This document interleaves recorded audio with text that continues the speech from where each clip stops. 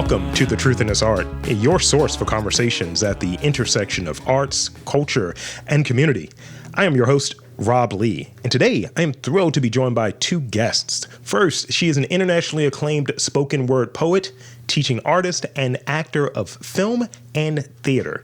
And he is an award-winning filmmaker known for works like Fresh, Remember the Titans, and The Harder They Fall. Together, they've collaborated on, once again, for the very first time, a breakdance hip-hop supernatural romance that blends dance, rap, and poetry to tell a unique love story. Please welcome Mecca Verdell and Boaz Yakin. Welcome to the podcast. Yeah, hello, my name is Mecca Verdell, or Mechamorphosis in the poetry streets. One of my earliest creative memories, man, I don't know. I always talk about how as soon as I turned 18, but it might have been a little bit like 17, between 17 and 18, I was taking the bus by myself to New York to go perform consistently, like once every 2 weeks, to kind of just build up my performance career there. And I was really I was just really out here. I was out here as a teenager, just doing a whole bunch. I mean, as a lot of people have. But for the last 10 years, well, now it's kind of been like a little mix of 10 years, 10, 11 years now. I've been a poet, spoken word artist, poetry teacher, competing, doing poetry, and now for the last 3 years, consistently doing acting and theater.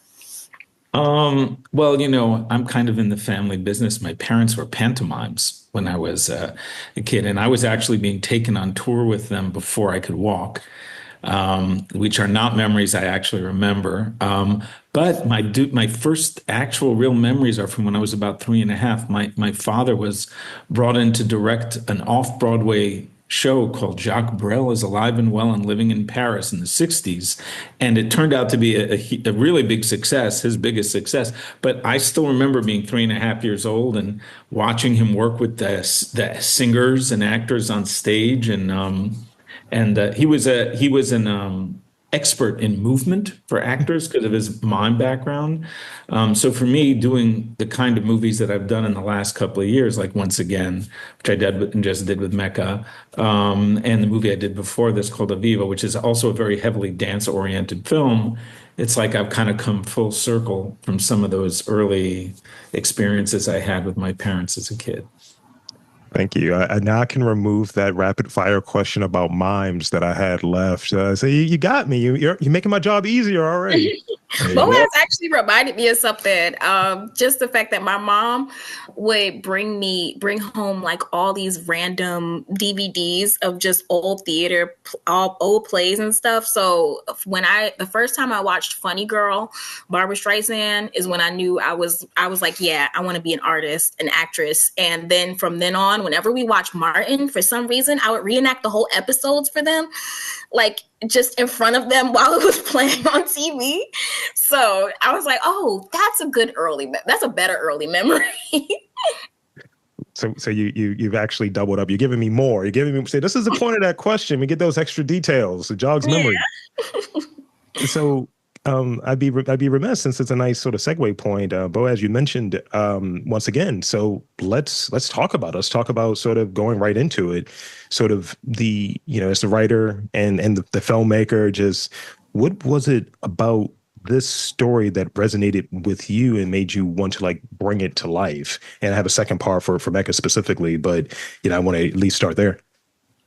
Well, I had, like I said, I had made this film called Aviva before, which was the first film I had made that really dealt with dance. And it was also very experimental in terms of the way it was cast and everything. And it was an experience I really loved. And I had a very painful and challenging personal relationship in my life that I knew I wanted to express in some kind of creative way. And I wanted to continue this language of dance, but I added poetry to this one and the idea. But I knew I wanted to represent art as a battle and life as a battle. So the idea of using battle dancing and battle rapping or poetry, slam poetry, as the kind of artistic modes came to me. And it also was an opportunity to then work with great African American Black artists that I've been wanting to work with. So that's sort of how that idea started to take shape. And leading into Mecca, it's about a man and a woman and their painful relationship. The woman was going to be this spoken word poet slash want to be and ultimately becoming rapper. Had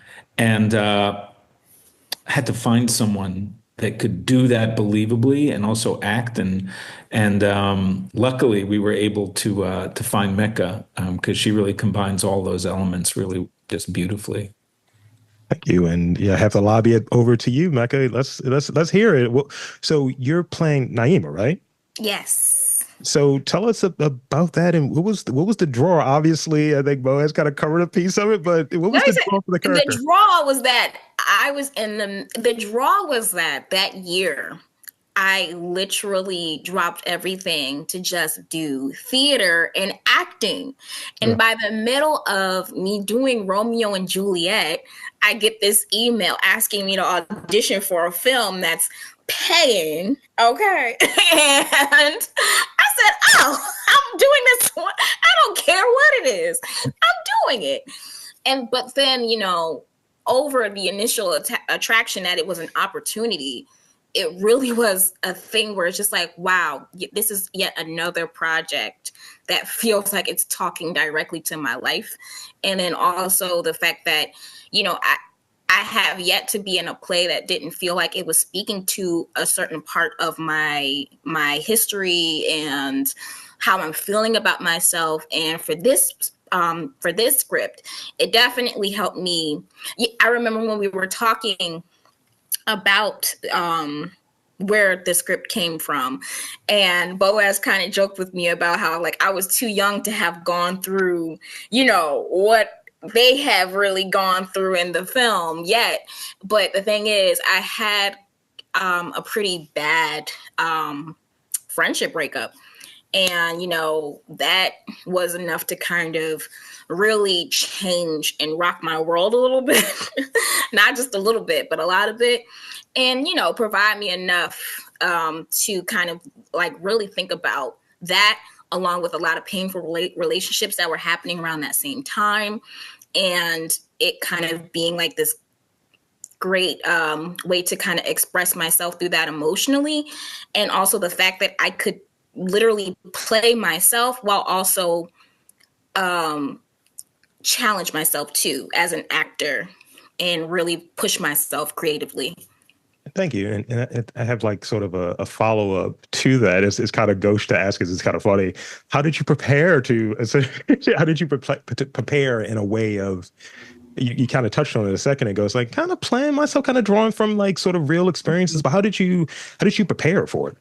I mean, it was perfect timing because I'm just coming off of a play, right? And it's Romeo and Juliet. It's about relationships, about heartbreak, love. It's about all those things. And of course, Romeo on the audience side, it's just Romeo and Juliet. Everybody knows how it ends. But, as an actor, there's so much things that you have to do to prepare and make sure that you are, you believe and support and understand everything that your character is going through. So with that process, I was able to transfer all of that into Naima as well, because even though it's not the same, situation, it's also these two people who are struggling with communication, just like everybody in Romeo and Juliet. But also it's just these two people struggling with communication and can only speak through poetry and, only can speak through sonnets, only can talk to each other through art. So it was really a blessing that I was coming off of something else that I was exercising that muscle as an actor. It was just kind of I was just really lucky to just have that already prepared. So that way I kind of just jump into it, because this was not easy. This wouldn't have been easy for anybody, just for anybody to just kind of just jump into, especially for their first film. Thank you. That's great. And want to go back to Boaz for a second, to talk about the sort of, the process for this film and sort of moving in this direction. I see elements of, supernatural elements, these fantasy elements. There's the choreography. There's dance. So in preparation and in sort of the process of writing, and then the process of production and pre-production and all of that, that process and bringing the film to life. Could you speak to maybe how this film is different from previous works, and obviously in other ways how it's maybe similar to previous works? As you said, that there's movement that's been a part of this sort of progress, but sort of speak on like the this recent work and sort of the differences and maybe those similarities. Yeah, it's like it is a progression from the last one that I did where I dealt with dance. That one was also about how our personalities are fractured and about like the male female imbalance in the self and how that affects relationships. So I had four actors playing two people, like a man and a woman played the man, and a man and a woman played the woman. And that was the more abstract part of that movie, but the story was a straightforward kind of a story. In this one, I knew I wanted to deal with movement and poetry to tell the story, but I also wanted to do something new, which was not to have any of the usual story elements to drive it forward, but to completely, in a kind of a surrealistic, dreamlike manner, approach what these characters were feeling, what they were going through, and to see if I could create tension and drama and a sense of wanting to know what's going to happen, sheerly based on that feeling between the two characters and how they were experiencing their lives. So that was new, and that was a new approach for me. And I think it's a pretty unique film in that way. Not many films do what we did in this film. Its storytelling is completely dreamlike and intuitive, and not your usual thing. So that was definitely new for me. And I've done it in bits and pieces in other films, but to do an entire film that's essentially a dream, that was interesting. Yeah, it definitely comes through. And watching a trailer multiple times, I was like, "You're falling, dude! Like it's like one of my fears in a dream." So that definitely comes through in that. And even the sort of the urban dynamic, because it's filmed in or set in New York, right? It's set in a kind of a timeless version of New York. Yeah, for sure. So also, if you would, could you speak on sort of the collaboration with the choreographer, Rennie Harris? Rennie Harris, yeah, who is really in his field really quite legendary. That's the thing. It's a collaboration, right? You start out with an idea, but it's a collaboration. And as I said, this piece, I had to kind of immerse myself in the idea of street dancing culture, which is not my background, and portray that as accurately as I could on the page. But then it really needed someone who understood how to do that and how to push that to another level on screen. And we were lucky enough to find Rennie Harris, who's an incredible dance. And he was an incredible dancer back in the 80s, dancing with Run DMC. He toured with Run DMC, and he had a show in Philadelphia. And he straddles the world of street dancing and contemporary dance and modern dance. He's ended up choreographing for Alvin Ailey in later years, and he has his own dance company in Philly. So it's like he really, at this point in his career and his life, he has his fingers in every aspect of the dance culture, right? And so he was just the perfect person to be able to help express this stuff. And he brings an authenticity to it. He worked with Mecca too, who had never danced before and did an incredible job in this.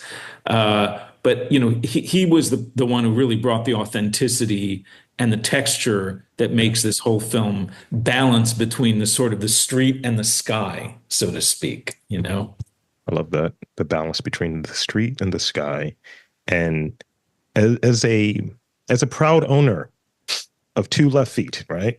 So dance movement, my partner would not like this. He loves dance. She has a dance background. She's like, "You're embarrassing yourself." I can already hear it. I don't preoccupy myself with dance. I appreciate it. I love it, but I'm like, I can't do this. I'm too big. I'm in a way. But what are and from both of your perspectives, what are the sort of the challenges and the rewards of, having movement and having folks that are maybe learning sort of these movements for the first time, this dance for the first time, and that being a part in storytelling. Mecca, you're learning some of this stuff for your character. Speak a bit on sort of, the rewards and the challenges of like learning some of these movements in this film.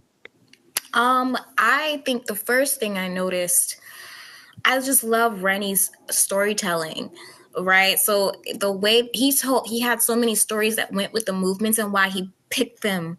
Like he was telling us stories about his mother and his own history, and I was able to use that into why we were doing certain movements as well, and related that to myself, especially like the history behind shaking the ground in some of the movements, shaking the ground and feeling its vibrations and feeling its life and letting it flow through you and prop you up. The first dance I got to learn was Naima's what I would call the white dress dance, her ancestral realm dance.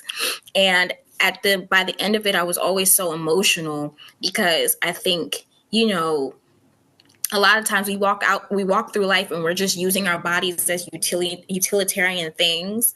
But when we're using it to communicate language and communicate feelings that we have, or we're using it to try and reach something, I feel like the film came at such a spiritual point in my life, I think, because I feel like I was closing out a lot of different things, but I also had to look at the things that I was closing out inside of me. And with that piece, it was just very emotional for me every time. At the end of every scene, you just see me snotting and like crying. And I also have to say, like, some of the things that Rennie would say about dance and like with the female body, it helped me mature in the way that I approach myself and my body as a woman. And especially because I was like 23 at the time and I was turning 24. No, I was 20. I don't know. I was probably 25. I don't know. Time is weird, as you will see in the movie. But I mean, it was still like a transitional time of me, like still stepping into my womanhood. So even when he was like, grown women, they don't twerk. He was like, grown women, they don't twerk. Women, listen, you got to dig in. You better get you some. He would always say that. He's like, whenever you do a move right, that's what he called. You go get you some. So it's like just moving in a way. There were certain movements that I had to really tap into that grown woman in me, like that grown woman who's really confident and really in love with herself and her body and knows what she's doing with it. Because most of the time I'm not. And like Mecca is very much a square, but Naima is not. So I had to like understand what that language was. And I'm just always so happy to have had Jeroboam and Rennie as like you have Jeroboam as my partner as DeRay, and he was always supporting me, making sure. But you will see in the movie that there are certain scenes where I'm just like, I almost forgot what I was doing. But luckily everybody else felt like it added to her humanity, so I love that. A little piece of Mecca being scared inside the scene. That's great. So Boaz, did you have any movement that you had to engage in? Was it one of those like we gotta have the director dance and we gotta have you showing? So none. No. As a director, no. I just get to watch from the side. But I have, I've been dealing with dance now for a few films, and it's definitely an interesting. I would do it in every movie from now on if I could. Like I just think it's such an interesting and dynamic way to express things that you can't express with words, and also, I mean, in the last few films, I work with people who are mainly dancers and then actors, as opposed to actors and then dancers, because I want to have a really high level of dancing in these movies. And unfortunately, we don't live in a world today anymore where, like, big movie stars are also capable of really dancing their ass off. Yeah. Instead, what you get is movies like La La Land, where it's like, oh my God, like I cannot look at this dancing, right? Like if you taught any average person on the street those moves for 2 days, they would be able to do them, right? That's not the case with what we're doing. We're making movies with like really top-notch dancers, like Jeroboam was the lead dancer for Alvin Ailey for 12 years. We have people like Classic Corella and Xavier Days and Future and King Havoc and all these really like legendary street dancers in their own right. And then they step up and do the acting too. The thing with Mecca is that her character was, Mecca's real expertise is a verbal expertise. She's a poet and a spoken word poet, really. So, that was the area that she had to like blow you away with. And the dancing, she essentially had to keep up with and be emotional, express herself emotionally through the dance. And I mean, I do think that's what makes Mecca unique too, is that you can read all of her emotions, whether she's speaking or moving. And you can be a great dancer and not be able to express anything emotionally, and it doesn't come through, right? Like, and you can be an untrained dancer to a degree, like Mecca is, but every time she moves, you want to look at what she's doing because it's undergirded by an emotional content. And I think that supersedes technical ability, right? So Mecca was able to be a 1-2 punch in the film. I mean, she's just verbally so powerful. And when she moves, she's magnetic and emotionally powerful. So she was definitely like the linchpin of what we were doing. And around her, we had these really incredible first rate, dancers. Wow. It's really getting the movement down, and as you're touching on with, sort of the spoken word background that Mecca has, and that being included. And I find like a lot of times when you kind of touched on it when you reference like La La Land or what have you. It's like I'll watch a movie, I'll check out a film, and it's like of a certain community, of a certain subject matter, and it's like, who did you consult? Who are the people involved here? But it sounds like bringing in sort of the top-notch folks that have the background of the subject matter that you're covering, not kind of mailing it in for the sake of we got to get this film. So I really dig that. Mm-hmm. So talk a little bit about the editing piece, because having sort of a unique way of telling the story, and I'm reading that it's told from both DeRay and Naima's perspectives. Yeah, it kind of weaves their two stories back, and sometimes they're together, but a lot of times you're going off and seeing them separately. So what were some of the challenges in like edit? I did film forever ago, but not like doing film. Like you're a filmmaker. I'm a guy that has a microphone in front of him. So what was that editing process like with maybe shooting the film, or some of those considerations in editing of bringing the story together with sort of that unique way of blending the story? Well, I always shoot the editing in mind, right? Okay. Like, and in this one in particular, I knew the transitions were going to be so important. Like because there is no traditional story to it, that the emotional transition from scene to scene, what you see at the end of one scene, what you see at the beginning of the next scene visually, is so important that I really planned all that out beforehand, right? So in terms of editing the story, Yeah. I don't want to say easy, because of course the editor, Jason Cacciapo, and I like worked very hard on it, but it knew what it wanted to be from the script. The challenges were in the more free-flowing scenes, like the dance scenes, where, and there's quite a lot of moments like that in it, where you have this very focused kind of one-track minded story happening, and then suddenly it explodes into this kind of very anarchic moments. And those were definitely the most challenging and kind of difficult things to edit. Like Naima, Mecca does a big rap battle scene, lasts 9 minutes on screen. And there's a lot of improvisation in it, Yeah. and the actors were really just feeling out what they were doing, and it's a long rap battle, and scenes like that really took the most time to edit. Yeah, I was wondering about that because like when I think of dance, I think of street dance and I think of like rap battle, spoken word. I think that there's a sort of rawness and an energy that you want to capture, but then also it's just like, all right, we're at 7 minutes. Can we get a cut? It's like, no, no, keep it rolling, keep it going. We can do it in post. Yeah, I mean, Mecca, you can speak to how that was in the rap battle. Please. But obviously once it was all put together, we had to make our choices. Sure. Yeah, I mean, it was definitely a lot of like back because I wrote so much for the scene because I was really in a mindset of like you could really see everybody else's art as dancers, but it was hard to be like you could see my art because I'm a writer. That's what I do, and I'm really happy that Boaz let me allow me to do any writing at all.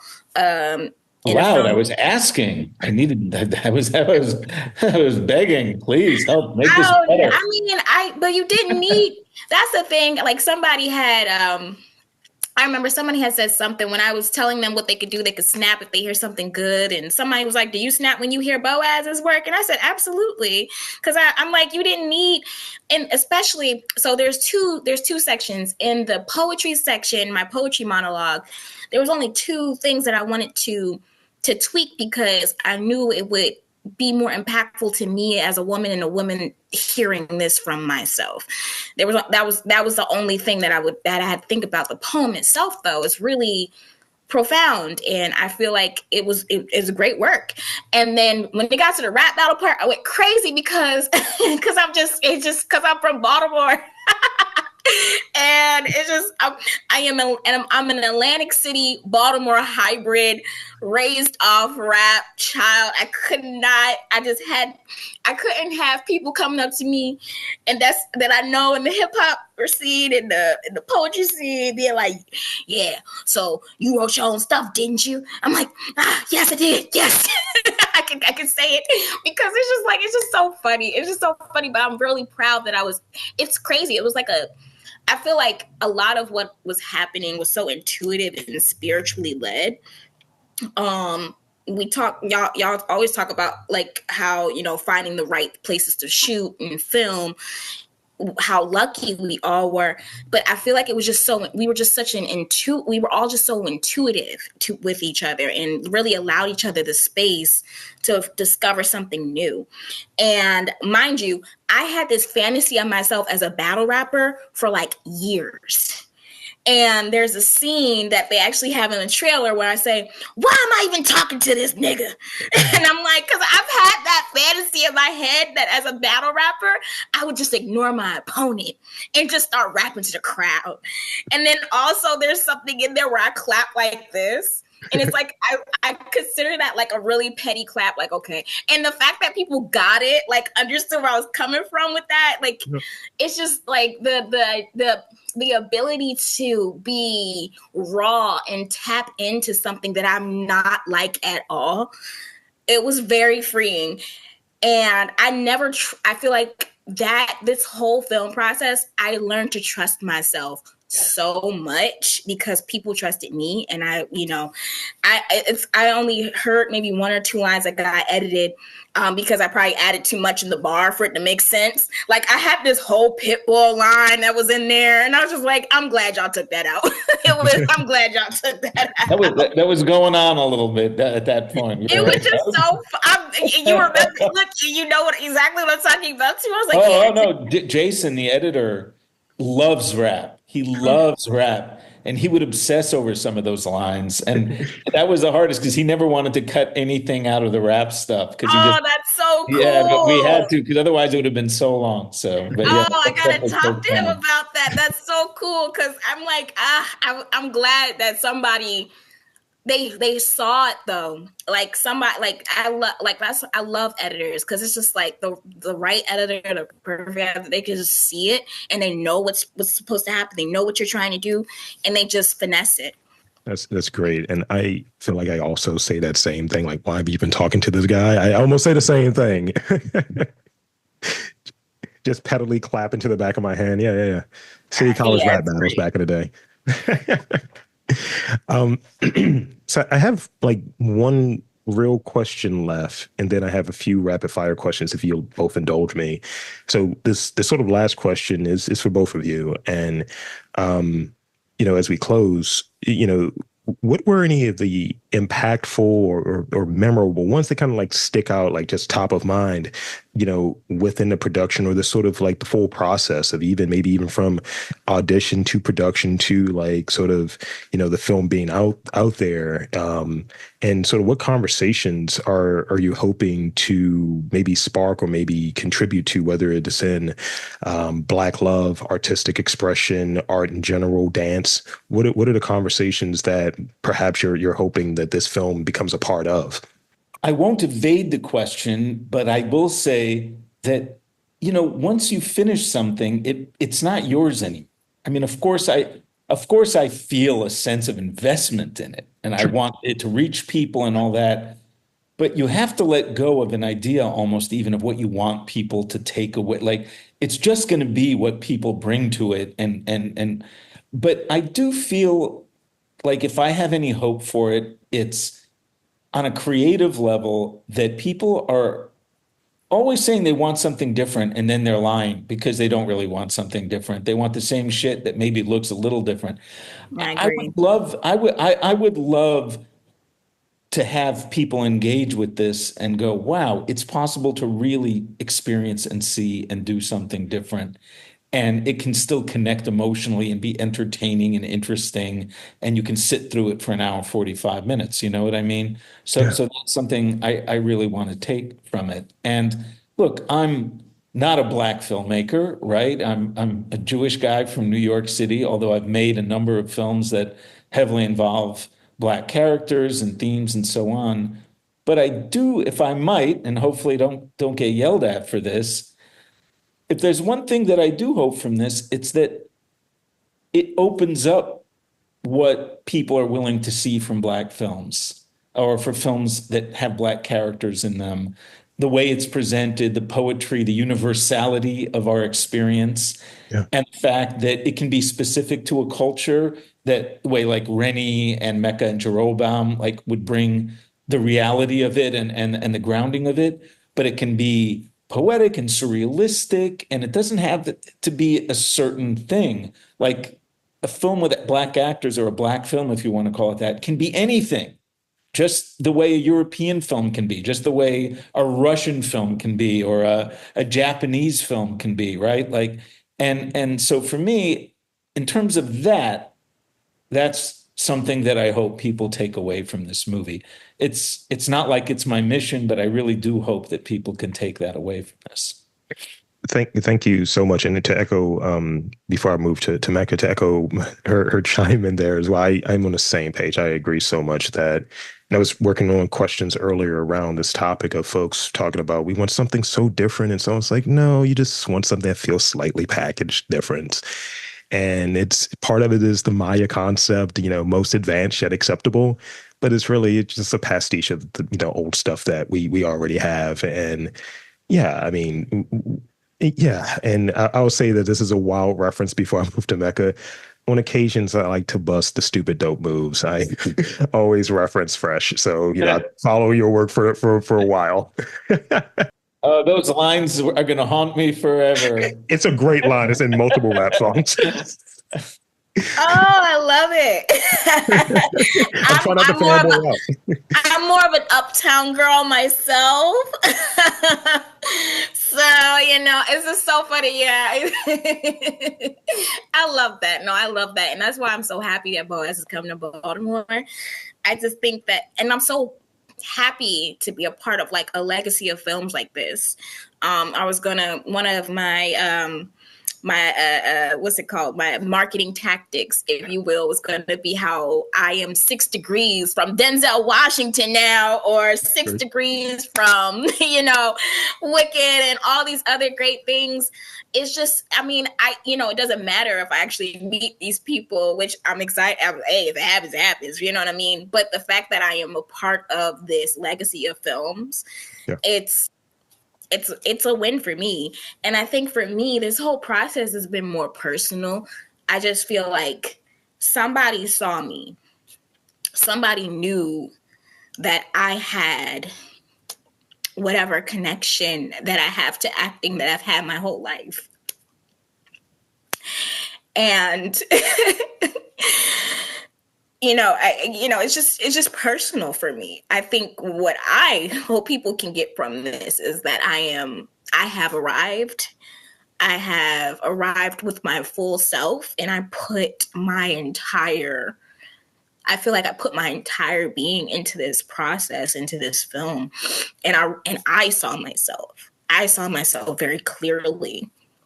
And I'm just really proud of it. And I think, I don't want people to come in, thinking about how to dissect me in a different way. I just want people to come and see. It's like I have this feeling of bringing it home because it feels like I'm putting something on the fridge. I'm putting a picture, a drawing on the fridge, just to be like, look, I did it. So yeah, I think this process is just a lot more personal for me, especially as my first one. Once I get in a couple movies in, I'll become more like, I know what people should get from this movie. But it is poetry. The film is poetry. So it's not like you have to try and make it something. Just approach it and just see what it makes inside of you as you're watching it, as you're seeing it. It's a poetry film. It's a poetry film. It's a dance film. It's an art film. Thank you.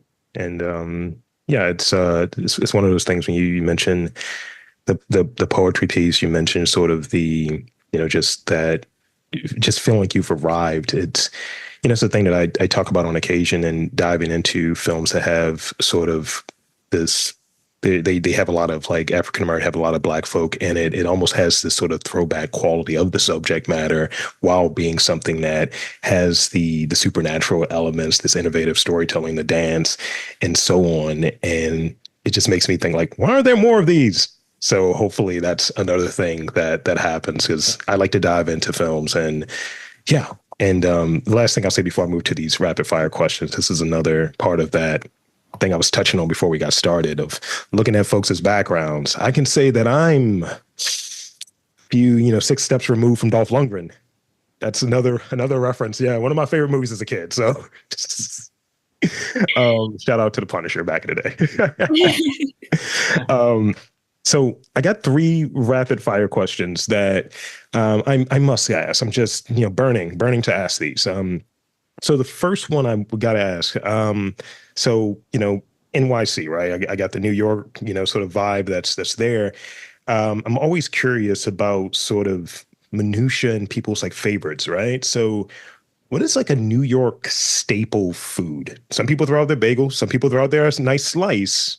What's your take? I want to hear it. I want to hear like, it's got to be this. And I like when someone says it's got to be this from a specific place. So if you will, Boaz, please, what is your New York staple? I'm going to be so unoriginal.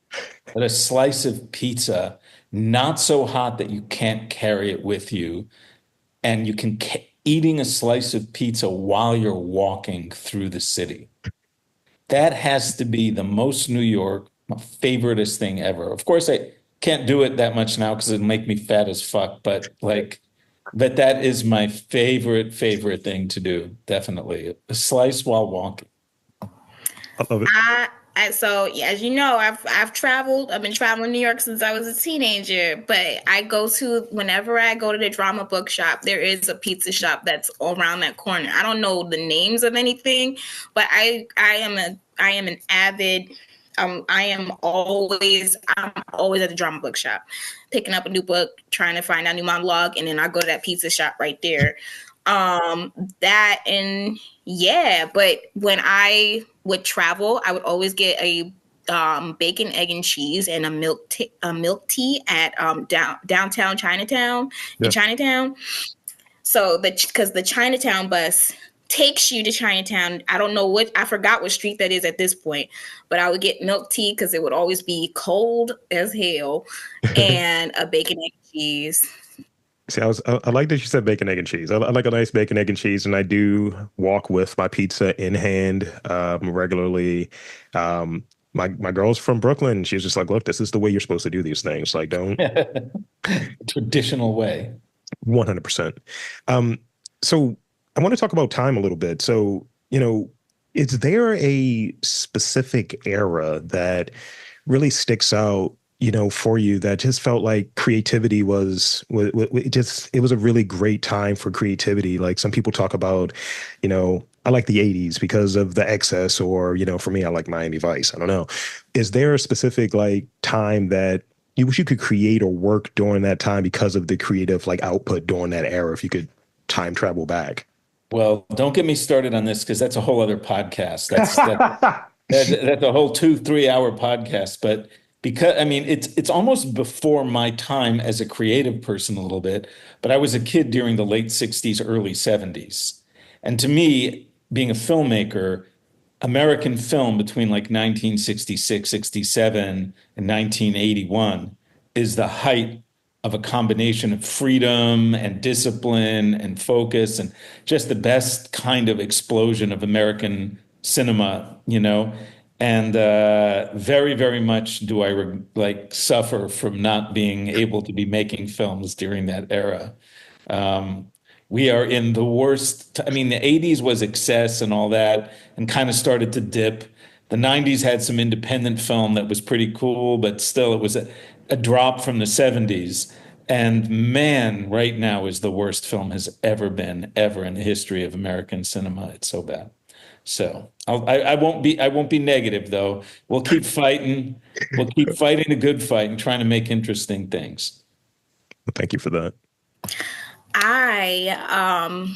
I personally would want to be, I think I love the 20s.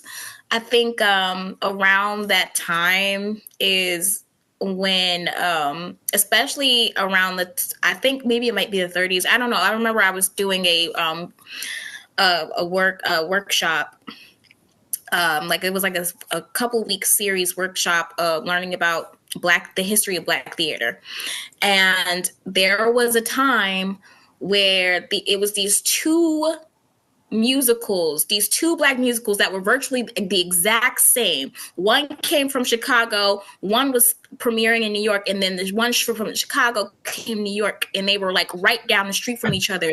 The exact same type of show, the same show, and they were just going at it. And there's something so hilarious, but also tragic, because at the time during those productions, they had all these Broadway was racist.